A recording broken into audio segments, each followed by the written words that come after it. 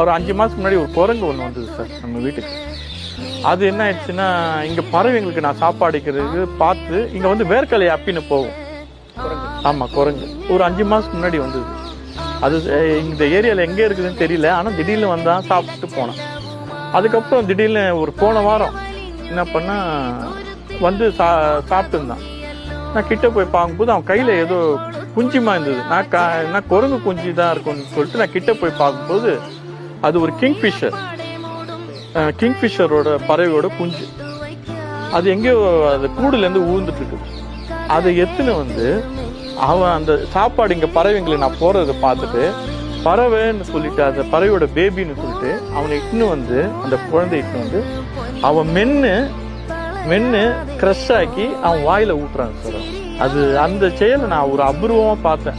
பாருங்களேன், ஒரு தாய்மை அந்த உயிரை காப்பாற்றணும்னு அந்த